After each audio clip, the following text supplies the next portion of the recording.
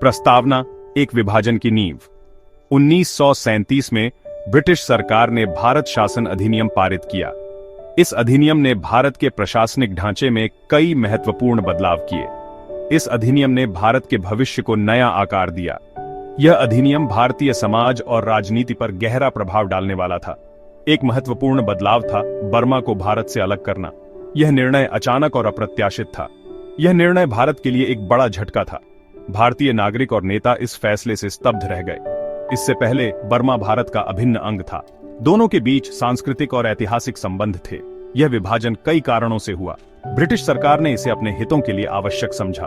British सरकार फूट डालो और राज करो की नीति पर चल रही थी। वे भारतीय उपमहाद्वीप को विभाजित करके अपनी सत्ता को मजबूत करना चाहते थे। वे जानते थे कि एकजुट भारत को नियंत्रित करना मुश्किल होगा, इसलिए विभाजन उनकी रणनीति का हिस्सा था। बर्मा को अलग करके वे भारत को कमजोर करना चाहते थे। यह एक सोची समझी चाल थी। इसके अलावा कुछ बर्मी राष्ट्रवादी भी अलगाव की मांग कर रहे थे। वे अपने देश के लिए स्वतंत्रता चाहते थे। वे मानते थे कि बर्मा को भारत से अलग एक स्वतंत्र राष्ट्र होना चाहिए। यह उनकी आकांक्षाओं का हिस्सा था। हालांकि कई भारतीय नेताओं ने इस विभाजन का विरोध किया। वे इस फैसले को अनुचित मानते थे। वे मानते थे कि बर्मा भारत का अभिन्न अंग है और इसे अलग नहीं किया जाना चाहिए। यह उनके दृष्टिकोण का हिस्सा था।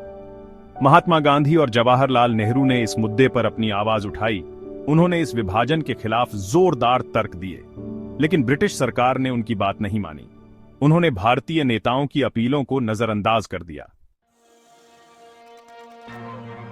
अलगाव की वेदना, बर्मा का वियोग। यह एक ऐसा अध्याय है जो इतिहास के पन्नों में गहरे दर्द के साथ दर्ज है।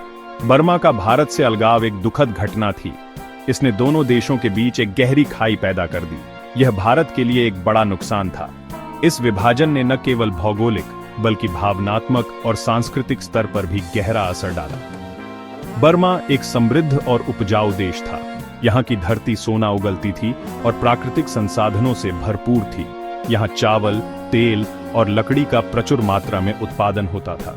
इन संसाधनों का भारत की अर्थव्यवस्था में महत्वपूर्ण योगदान था। बर्मा के अलग होने से भारत को आर्थिक नुकसान हुआ। यह नुकसान केवल आर्थिक नहीं बल्कि सामाजिक और सांस्कृतिक भी था। इसके अलावा बर्मा भारत की सुरक्षा के लिए भी महत्वपूर्ण था। यह एक रणनीतिक स्थान पर स्थित था। यह भारत के पूर्वी सीमा की रक्षा करता था। बर्मा के अलग होने से इस सुरक्षा में कमी आई। बर्मा के अलग होने से भारत की सुरक्षा कमजोर हुई। इसने भारत की पूर्वी सीमा को असुरक्षित बना दिया। इस विभाजन का भारतीय राष्ट्रीय पहचान पर भी गहरा प्रभाव पड़ा। ये एकता और अखंडता को कमजोर करने वाला था। इससे पहले भारत एक विविधतापूर्ण देश था, जहां विभिन्न धर्मों, भाषाओं और संस्कृतियों के लोग एक साथ रहते थे। यह विविधता हमारी ताकत थी। बर्मा का अलगाव इस एकता को तोड़ने वाला था। इसने हमारे समाज के ताने बाने को कमजोर कर दिया। इसने भारत को धार्मिक और जातीय आधार पर विभाजित करने का काम किया। यह विभाजन हमारे समाज के लिए एक गहरा घाव था। खोया हुआ अवसर, एकजुट राष्ट्र का स्वप्न। बर्मा का अलगाव भारत के लिए एक खोया हुआ अवसर था। अगर बर्मा भारत का हिस्सा रहता तो आज भारत एक और भी मजबूत और समृद्ध देश होता। बर्मा और भारत के बीच मजबूत सांस्कृतिक और ऐतिहासिक संबंध थे।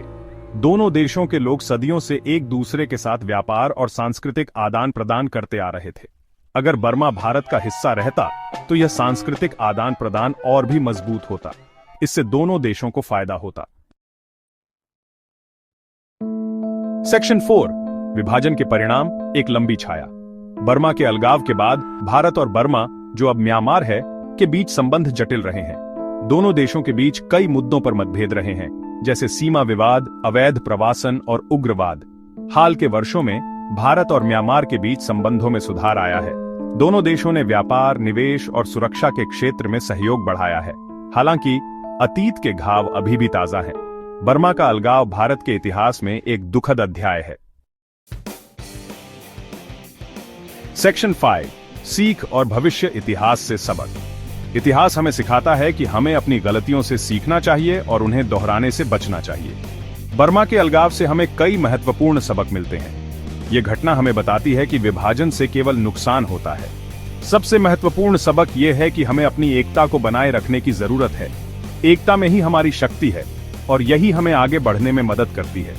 हमें धर्म, भाषा और जाति के आधार पर विभाजित नहीं होना चाहिए। विविधता में ही हमारी खूबसूरती है और हमें इसे संजोकर रखना चाहिए। दूसरा महत्वपूर्ण सबक यह है कि हमें अपनी सीमाओं की सुरक्षा करनी चाहिए। सीमाओं की सुरक्षा से ही देश की अखंडता बनी रहती है। हमें यह सुनिश्चित करना चाहिए कि कोई भी बाहरी ताकत हमारी एकता और अखंडता को नुकसान न पहुंचा सके। सतर्कता और सुरक्षा हमारी प्राथमिकता होनी चाहिए।